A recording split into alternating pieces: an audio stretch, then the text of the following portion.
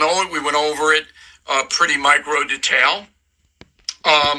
Wall Street Journal story today. Anonymous sources, people familiar with the matter. All right.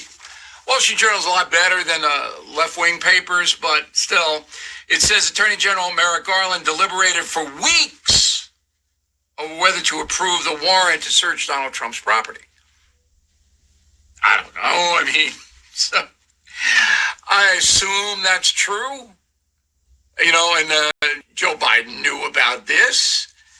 Of course he knew about it. But if it was such a danger to national security, why would the Attorney General deliberate for weeks? If it had to happen, we got to get in there, get these nuclear secrets. You know, doesn't make any sense at all. It's just the usual BS. Finally on this, Norah O'Donnell, anchor of the CBS Evening News, tweets out, remember that Donald Trump said that the FBI seized his passports, which would have been against the warrant, so warrant did not allow that. So O'Donnell tweets out, quote, according to a DOJ official, again anonymous, the FBI is not in possession of former President Trump's passport. Trump has accused the FBI of stealing his 3 passports during the search of his Mar-a-Lago home. Well, it turns out to be wrong. So the FBI says, yeah, we got him, but we're going to give him back. So Norah O'Donnell's wrong. So last night I asked my crack staff to watch the CBS Evening News and didn't mention it. No retraction, no, I'm sorry, my anonymous source lied to me. And by the way, if you use an anonymous source and you're a reporter and it turns out what the anonymous source says isn't true, you can put it right out there. This person lied to me. But they never do, they being the corporate media, because they want this stuff. Anyway, that's the update on Trump. We are on it tomorrow, and we will continue our honest reporting. Remember a guy named Paul Manafort? Yeah, you do, if you follow politics. He was President Trump's campaign chairman, appointed to that position in May 2016. He's a big guy in the Trump campaign. And then almost simultaneously for him taking over as a campaign chairman for Trump, the Fed starting to investigate him on a variety of financial matters. On July 26, 2017, FBI agents raided Paul Manafort's home. Warning, they just show up looking for documents. Now, Trump had warning, Mr. Manafort did not. And they went in. And he was subsequently charged with a number of felonies. He pled guilty to a couple of them, and the other charges were dropped after he did that. He was sentenced to 7 years in a federal penitentiary. He served 1 year, 2 months, and he has a new book.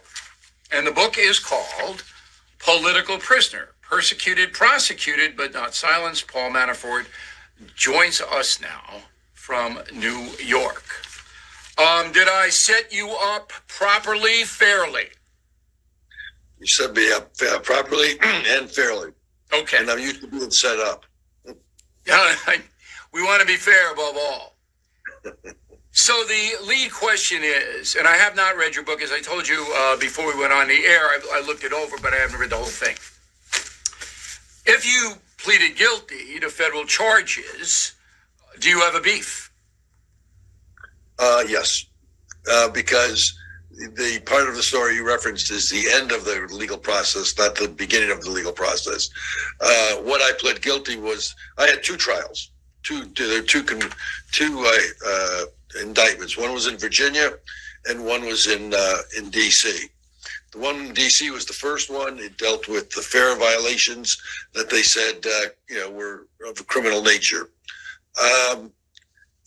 They then brought, when they couldn't use those charges to get me to do a plea agreement and talk about Donald Trump in a way that would implicate the president in the Russian collusion narrative, they brought superseding charges to me. And those were filed in Virginia because they were dealt with tax matters. Okay, let me stop you there.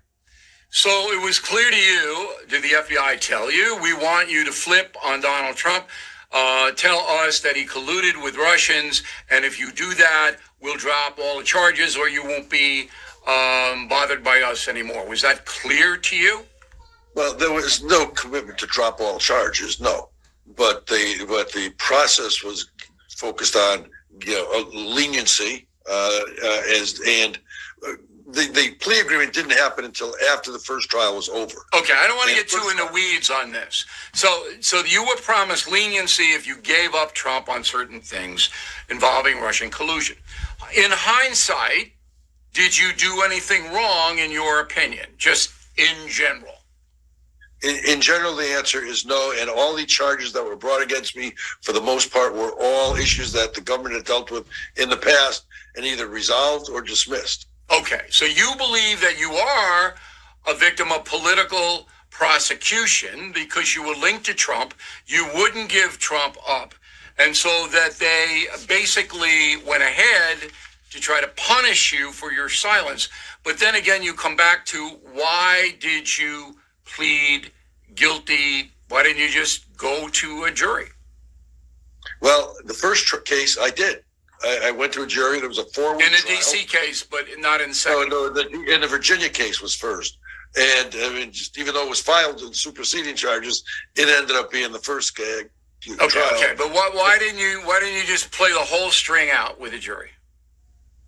Well, I did in the Virginia case, when I was convicted of 8 of the 18 charges, and then 2 weeks later, the Virginia case was going to be happening, and I mean the DC case was going to be happening, and that case, the jury was going to be selected within the framework of the first trial. I voir dired the jury. We had 120 questionnaires. In those 120 questionnaires, we found one juror who said they weren't prejudiced against Trump. So you didn't think you would win the case, you and your lawyers. So I knew I wouldn't win it. How much did it cost you out of your pocket, Mr. Manafort, to defend yourself against all of this stuff? Millions of dollars. Millions of dollars. Was that a concern that you didn't want to continue this because you didn't? Well, there were 3 concerns as to why I didn't want to continue. One of them was the cost of another trial. 2 was, in that second trial, they had forfeiture actions they were trying to bring against me because going back 20 years on a violation that occurred, they claimed, in 2013. I knew that didn't feel confident after the voir dire that I was had any chance of getting a fair trial. The judge rejected giving me a venue change. And in the assets they wanted to take were assets I'd given to my daughters and family, 10, 15 years before. So they were trying to not just destroy me, but my family. When you say they, was this the Justice Department? The Justice Department special counsel. So, and who was the Attorney General at that time? Well, he was not in the matter at all. This was Bob Mueller, special counsel's office, Andrew Weissman. They were in charge. So Mueller and Weissman, the guys that investigated the Russian collusion, they were responsible for all of the charges against you and, to use your word in your book, persecute you, correct? Correct. Okay. When the raid in Mar-a-Lago happened last week, was it similar, in your opinion, to what you went through? Yes, it was. For example, I had been cooperating with the intelligence committees and all the information they were asking for during the Russian collusion investigation. 2 days after I met with the 2 committees, they did this no-knock 6 a.m. raid on my condominium, 15 FBI agents, guns drawn, in my apartment, knocking on my door of my bedroom, waking me up. There was no reason for that overreach. Was the media there? I don't remember. Was the media tipped off? I know CNN was tipped off on one of these. The difference between Stone and me was Roger lived in a home, so they were walking down the street. They would have had a hard time sitting there walking down the hall. So the FBI shows up. They show you the warrant. You look at the warrant, and they come in and they ransack your house. Is that what happened? Yes. All right. Now, you do believe that you are a political prisoner because of your work on behalf of Donald Trump. That's what basically your book is about, right? Well, and in the book, I specify very clearly the fair charge that was the foundation charge against me. I had resolved with the Department of Justice Fair Unit. Okay, and everybody will see what you.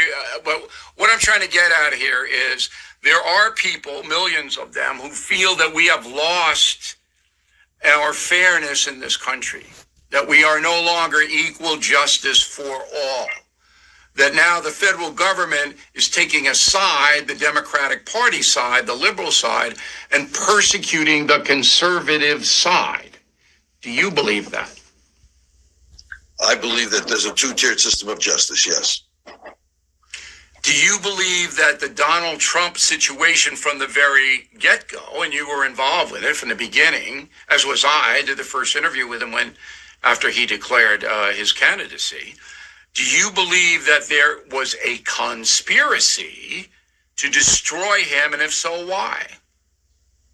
I believe he was a threat to the establishment, the deep state, if some people call it, and I believe that that threat was something that they couldn't deal with. I believe that they never expected him to win,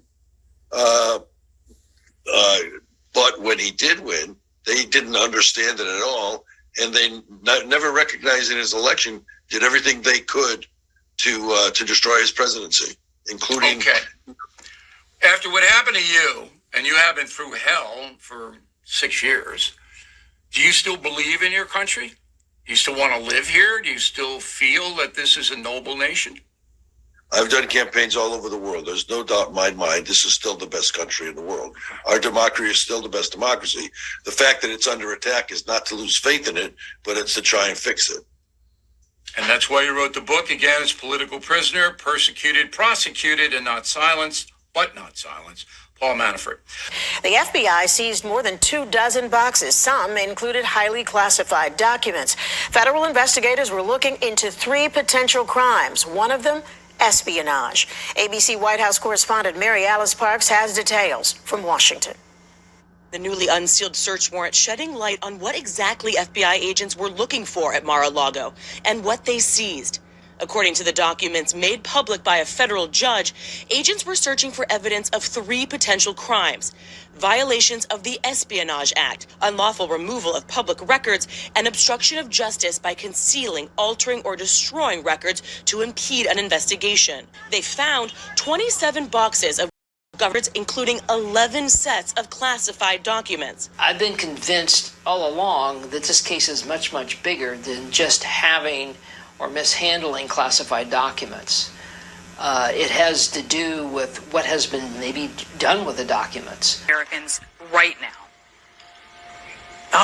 This first of all, immediately, people will be able to lower the fuel costs in their home. There's a 30% tax credit that you can claim in 2022 for installing energy efficient windows, heat pumps, energy efficient appliances. That is right away. And on top of that, of course, if citizens want to install solar panels on their roofs so that they can generate their own power, that's another 30% tax credit. And of course, there's the tax credits that are at the dealership for the automotive sector, for electric vehicles. So, and if you install an electric vehicle charging station in your home, you can also get a tax credit.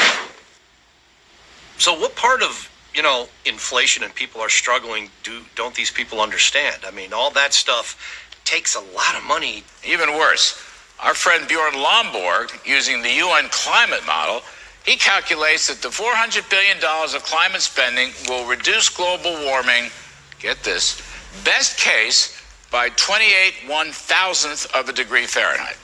Or, worst case, by only 9/10,000th of 1 degree Fahrenheit. 9/10,000th of 1 degree Fahrenheit. In other words, no global climate impact. That's all.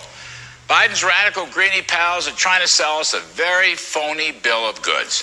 But that bill is going to cost at least $750 billion in new spending overall, and that includes about $600 billion of tax hikes and high-cost gimmicks. And did you know that inside all this greenie spending, we now have ourselves a $27 billion brand spanking new National Climate Bank administered by the EPA. And did you know that your energy department will have a $250 billion slush fund? Think Solyndra to the 100th power. Isn't this fun? That's only part of the story. Of course, we have a new IRS. Why do I say that? Well, we already had one IRS, but now it's been doubled with an $80 billion budget increase. And we have a spanking brand new IRS agent army, because although we already had an army, it got doubled too. This one may be armed. Remember the old chewing gum ad? Double your flavor, double your fun. Well, here we are. Get ready. Tuesday night when Dr. Fauci arrived to throw out the first pitch, and he was booed by the Washington Mariners crowd. Wait until you see this. Do you want the top news every day? Hit subscribe down below and turn on your notifications. Dr. Fauci was given less than a warm welcome in Seattle on Tuesday night. According to the Daily Caller, Anthony Fauci was booed before a Major League Baseball game between the Seattle Mariners and New York Yankees on Tuesday evening. As Fauci threw the ceremonial first pitch at T-Mobile Park in Seattle, Washington, a section of the crowd booed him. The first pitch footage shows several attendees booing. Watch. Fauci will head up to announce the this evening's ceremonial first pitch. Mariners manager Scott Simmons. You missed this when you missed the pandemic, loser!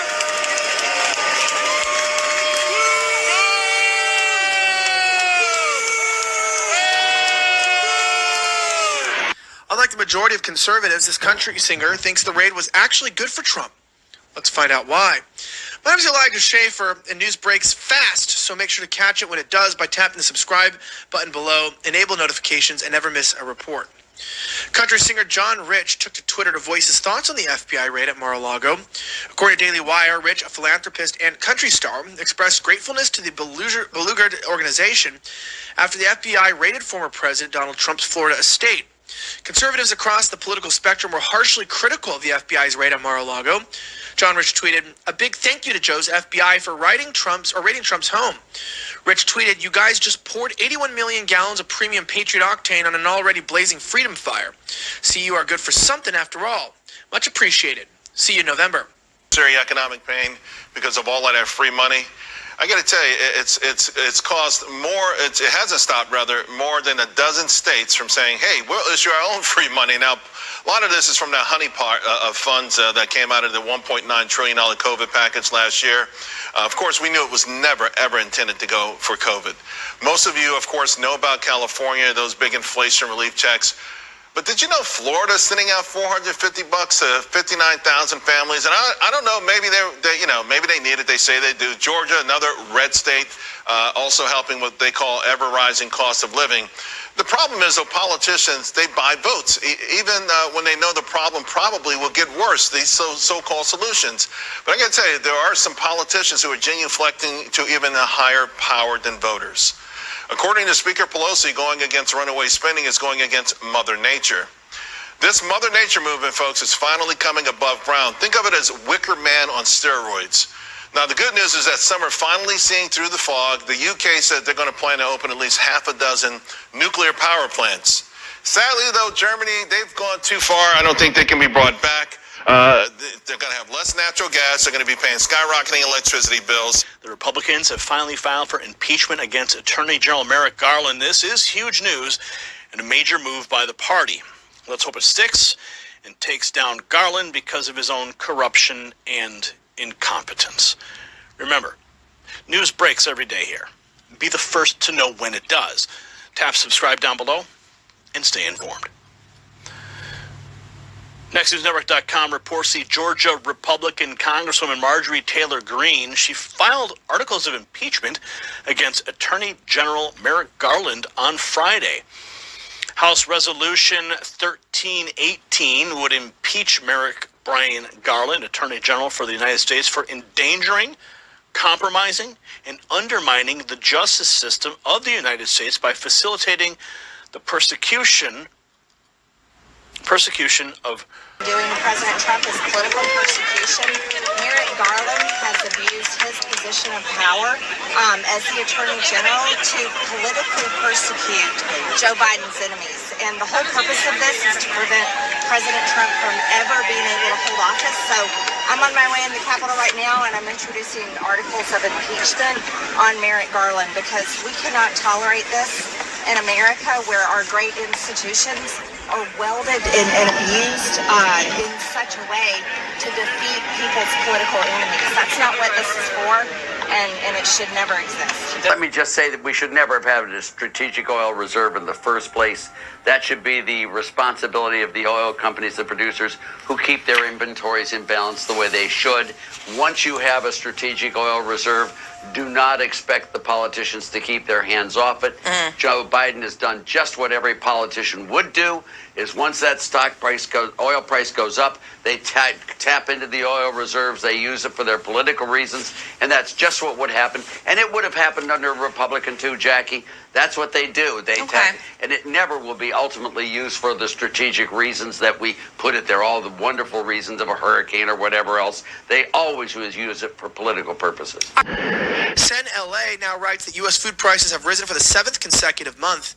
California bargain hunters are shopping like never before in Tijuana. The popular Mercado Hidalgo has seen a 20 to 30% increase in American tourism during the week. It is easy to see why when you consider the cost of a gallon of milk is 50% less than in the U.S. A 4-pack of toilet paper is nearly $4 cheaper, and a 24-pack of Tylenol is also $1 less. Gas is $1.24 cheaper than in California, so many aren't worried about the cost to get there. According to AAA, the average price of regular gasoline in California is $5.38 per gallon as of Thursday. Everything seems to be more expensive in California compared to the rest of the country. But when it comes to crossing the border into Mexico, California is the only state with this massive surge of residents fleeing to Mexico for cheaper products. According to Nation, some people might drive to the station in the next neighborhood over or even the next city if they want cheaper gas prices. Due to the rapid rise in gas prices, some Texas drivers have headed south of the border to fill up their tanks. Long lines of American cars have been seen at Mexican gas stations, and gas is sold by the liter in Mexico. Mexico, a liter costs more than 16 pesos, or about $3 a gallon, or $1.15 less than the United States. Let's watch. But Nicole, it will be interesting to see how those poll numbers change if these gas prices keep getting higher. I mean, we're at national records. Yeah, a couple days ago we broke the national record that just this morning in Texas. We're at an all-time high here. That's forcing some people who live along those border communities to think not only outside the box when it comes time to filling up their tank, but outside the country. The average today by AAA in El Paso is $4.19 a gallon, and that climbed 61 cents in just the last week. We've never seen a week-to-week increase like that. And that rapid rise has some drivers from El Paso headed south of the border to fill up their tank. It's better to fill up here than wasting more money over there, Bill Maher, we've talked about him for a while. Beware the wolf in sheep's clothing. He made the mistake of letting this show's name come out of his mouth, so we have to address it. And for everyone who thinks he's on your side, look, they were charged with a plot to kill John Bolton. And just in completely unrelated news, we remember covering this on, I think it was on Tuesday or Wednesday in Albuquerque. There were Islamic people who were killed, and they were suspecting white supremacy. Turns out it was actually a Muslim himself in Albuquerque. What? 51-year-old named Mohammed Saeed. So he looks like he should be white. Yeah. Well, he looks like he's wearing Islamic face. Yes, he looks like he's the dad on Happy Days. Where Elizabeth Warren said, everyone comes up to me and says, I would vote for you if you had a penis. Everyone. If there was an invitation to participate, I would consider it. But you've heard me mention the Constitution a few times this morning. Under the Constitution, we have 3 co-equal branches of government. And any invitation to be directed to me, I would have to reflect on the unique role that I was serving in as Vice President. It'd be unprecedented in history for a Vice President to be summoned to testify on Capitol Hill. But as I said, I don't want to prejudge.